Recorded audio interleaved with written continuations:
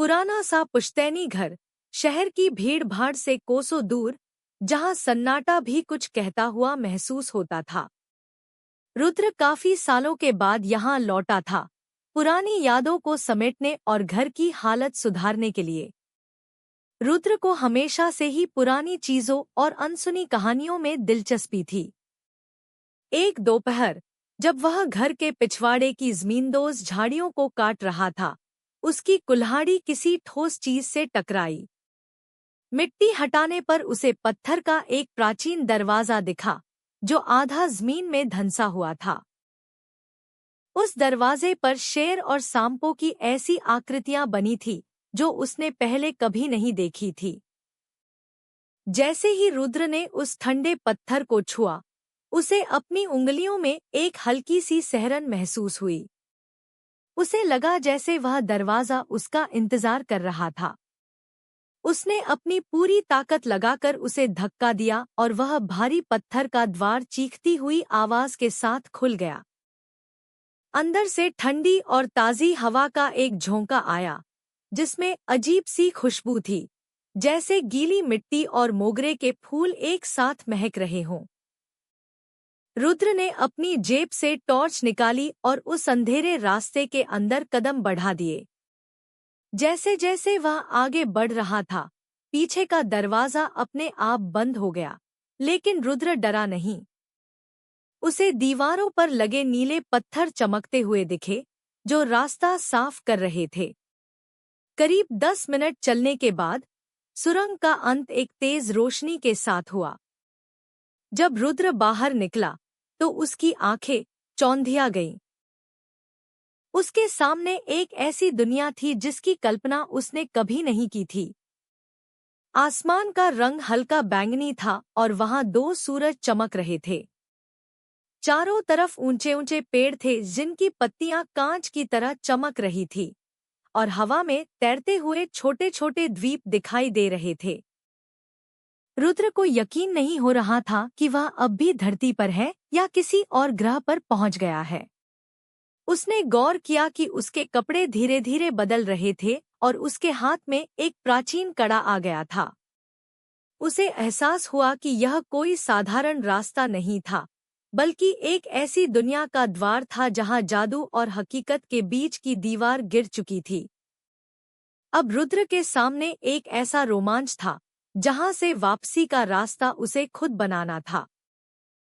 रुद्र अभी उस बैंगनी आसमान और चमकते पेड़ों को देख ही रहा था कि अचानक जमीन तेजी से हिलने लगी। उसे लगा जैसे कोई विशाल चीज उसकी तरफ बढ़ रही है। झाड़ियों के पीछे से एक अजीब जीव निकला, जिसका शरीर तो तेंदुए जैसा था, लेकिन उसके सिर पर हिरण की तरह सुनहरे सींग थे। वह जीव रुद्र को बड़े गौर से देख रहा था, जैसे वह यह परख रहा हो कि यह अजनबी यहाँ क्या करने आया है। रुद्र ने पीछे हटने की कोशिश की, लेकिन तभी उसके हाथ में मौजूद उस प्राचीन कड़े से एक नीली रोशनी निकली। उस रोशनी को देखते ही वह जीव शांत हो गया और उसने अपना सिर नीचे झुका लिया। तभी पेड़ों के ऊपर से एक छोटी सी लड़की नीचे कूदी, जिसने पत्तों और रेशम जैसे धागों से बनी पोशाक पहनी हुई थी। उसकी आंखें एकदम नीली थी और वह कबीर को बड़ी हैरानी से देख रही थी। उसने कहा, मेरा नाम ज़ारा है और मैं इस जंगल की रखवाली करती हूँ। तुम यहाँ कैसे पहुँचे? यह कड़ा तो सदियों से गुमशुदा था। इसे सिर्फ वही पहन सकता है जिसे समय ने चुना हो। रुद्र ने उसे सब सच बताया कि कैसे वह अपने पुराने घर के पीछे वाले दरवाजे से यहाँ आया है। ज़ारा ने उसे चेतावनी दी कि इस दुनिया को इथोरिया कहा जाता है, जहाँ रोशनी और अंधेरे के बीच हमेशा युद्ध चलता रहता है।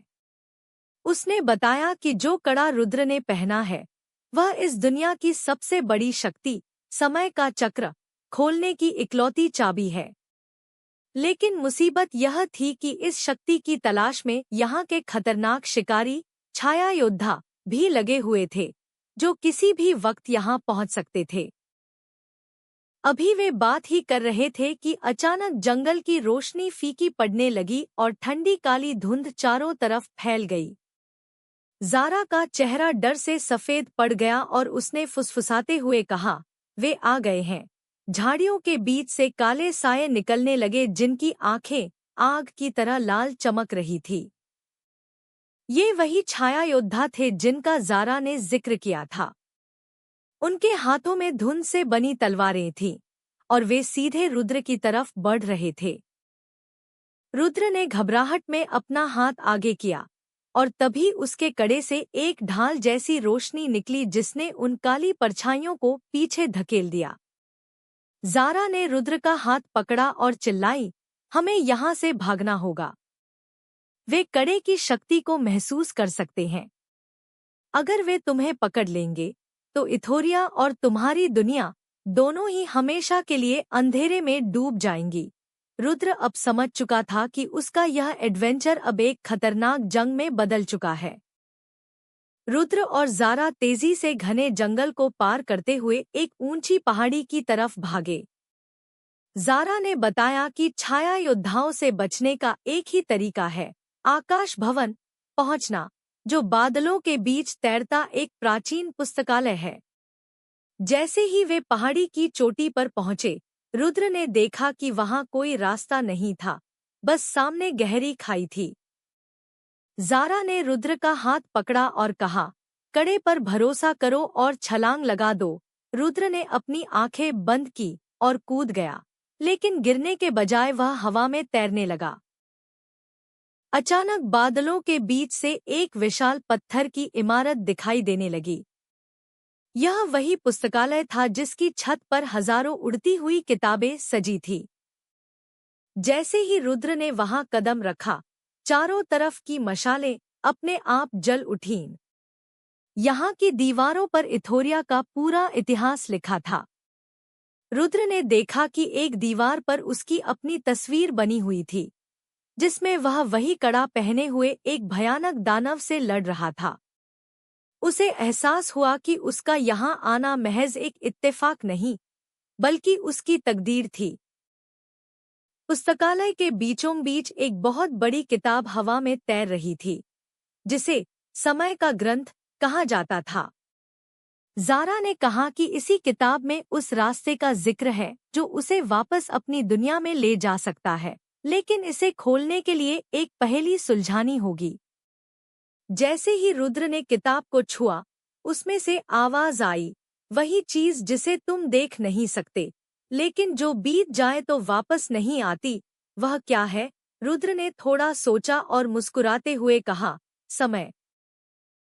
रुद्र के जवाब देते ही वह विशाल किताब खुल गई और उसमें से एक सुनहरी रोशनी निकली जो सीधे रुद्र के कड़े में समा गई।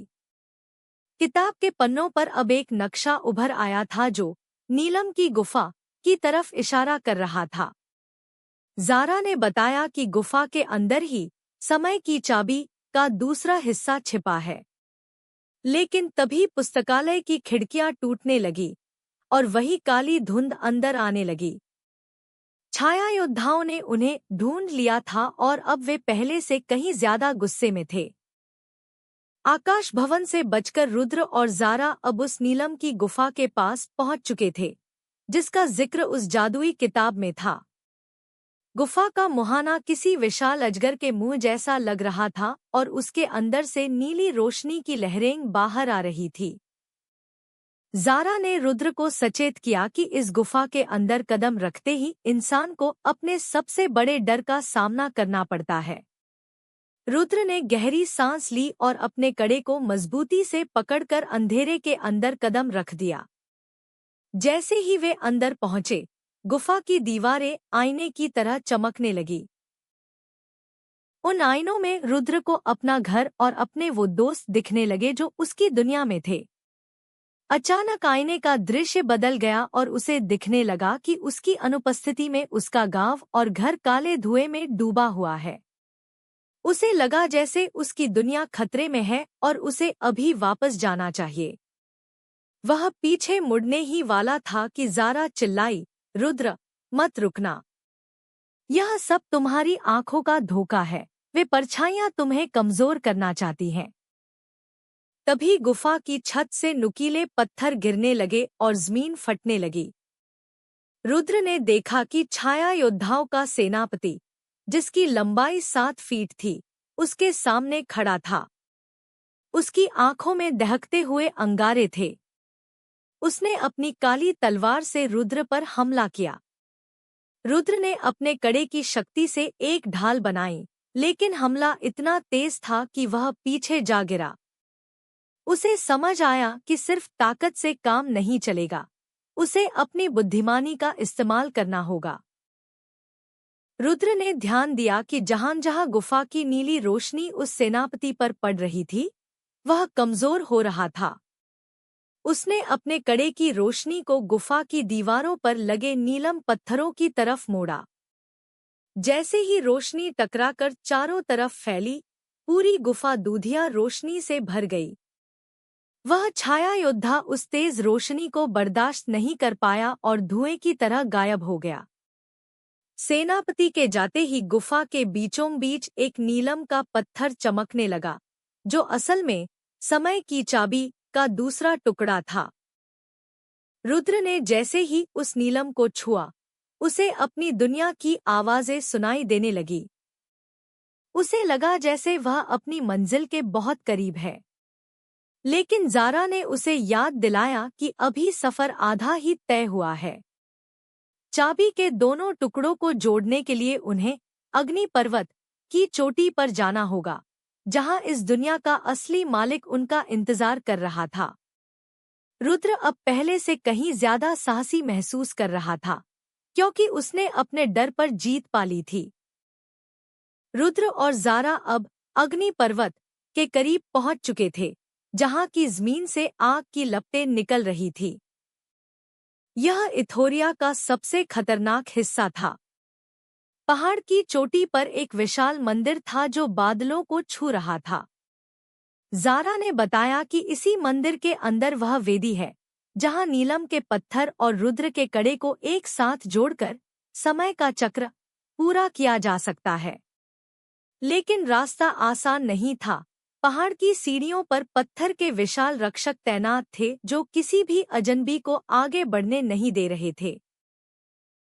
जैसे ही रुद्र ने पहली सीढ़ी पर कदम रखा, पत्थर के रक्षक जाग उठे और उनकी आंखों से बिजली जैसी रोशनी निकलने लगी।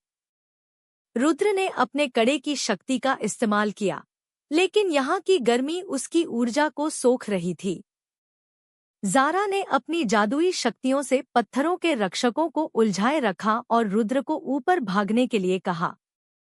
रुद्र तेजी से सीढ़ियां चढ़ने लगा, लेकिन तभी उसके सामने परछाइयों का वह सेनापति फिर से प्रकट हो गया, जो पहले से कहीं ज्यादा ताकतवर लग रहा था। सेनापति ने कहा, यह कड़ा और चाबी मेरी है। इनसे मैं दोनों दुनियाओं पर राज करूंगा। रुद्र ने हिम्मत नहीं हारी और अपनी सारी मानसिक शक्ति को एक जगह इकट्ठा किया। उसने महसूस किया कि कड़े की असली ताकत गुस्से में नहीं, बल्कि शांति में है। जैसे ही उसने खुद को शांत किया, कड़े से एक शीतल सफेद रोशनी निकली जिसने आग की लपटों को बुझा दिया और सेनापति के काले जादू को बेअसर कर दिया। सेनापति पीछे हट गया और रुद्र को मंदिर के अंदर जाने का रास्ता मिल गया। मंदिर के अंदर पहुंचते ही रुद्र ने देखा कि वहां एक विशाल घड़ी बनी हुई थी जो रुक चुकी थी। मंदिर की दीवारों पर लिखा था कि जो कोई भी इस घड़ी को दोबारा शुरू करेगा, वह समय का स्वामी बन जाएगा। रुद्र ने नीलम के टुकड़े को कड़े के बीच में रखा। एक जोरदार धमाका हुआ और पूरा मंदिर सुनहरी रोशनी से भर गया। अब बस आखिरी कदम बचा था, लेकिन तभी उसे ज़ारा की चीख सुनाई दी। उसे एहसास हुआ कि इस मिशन को पूरा करने के लिए उसे शायद कुछ बहुत बड़ा बलिदान देना पड़ेगा। मंदिर के बाहर ज़ारा को छाया योद्धाओं ने घेर लिया था। रुद्र के पास दो रास्ते थे, या तो वह समय का चक्र पूरा करके तुरंत अपनी दुनिया में लौट जाए, या फिर अपनी दोस्त ज़ारा की जान बचाए। अगर वह रुकता, तो पोर्टल हमेशा के लिए बंद हो सकता था। रुद्र ने एक पल के लिए अपनी दुनिया के बारे में सोचा, फिर अपनी दोस्त की तरफ देखा। उसने चिल्लाकर कहा, मैं किसी को पीछे छोड़कर नहीं जाऊंगा। उसने कड़े की पूरी शक्ति को पोर्टल की तरफ नहीं, बल्कि ज़ारा की तरफ मोड़ दिया। उस तेज रोशनी ने सभी छाया योद्धाओं का अस्तित्व मिटा दिया। ज़ारा आजाद हो गई, लेकिन कड़े की चमक अब फीकी पड़ने लगी थी। रुद्र को लगा कि अब वह कभी वापस नहीं जा पाएगा। तभी मंदिर की रुकी हुई घड़ी चलने लगी और समय के देवता की एक गूंजती हुई आवाज आई, रुद्र, तुमने निस्वार्थ भाव से अपनी शक्ति का इस्तेमाल किया है। तुम इस चाबी के असली हकदार हो। अचानक रुद्र के सामने एक चमकता हुआ दरवाजा खुल गया, जो सीधे उसके घर के पिछवाड़े की तरफ जाता था। रुद्र ने ज़ारा की तरफ देखा और उसे गले लगा लिया। ज़ारा ने मुस्कुराते हुए कहा, तुम हमेशा हमारे इतिहास में याद रखे जाओगे, रुद्र। रुद्र ने कड़ा उतारा और ज़ारा को सौंप दिया, क्योंकि वह जानता था कि अब इथोरिया सुरक्षित है। जैसे ही उसने उस दरवाजे में कदम रखा, उसे एक तेज चक्कर आया और अगले ही पल वह अपने पुराने घर के पिछले हिस्से में मिट्टी पर लेटा हुआ था। उसके हाथ में अब कोई कड़ा नहीं था, लेकिन उसके मन में वह सारा रोमांच और बहादुरी जिंदा थी। सूरज ढल रहा था और सब कुछ पहले जैसा सामान्य लग रहा था। रुद्र ने उस पत्थर के दरवाजे को हमेशा के लिए बंद कर दिया और उस पर मिट्टी डाल दी ताकि कोई और वहां न जा सके। उसने अपनी कुल्हाड़ी उठाई और घर की तरफ चल दिया। वह जान चुका था कि असली जादू किसी कड़े या चाबी में नहीं, बल्कि इंसान के इरादों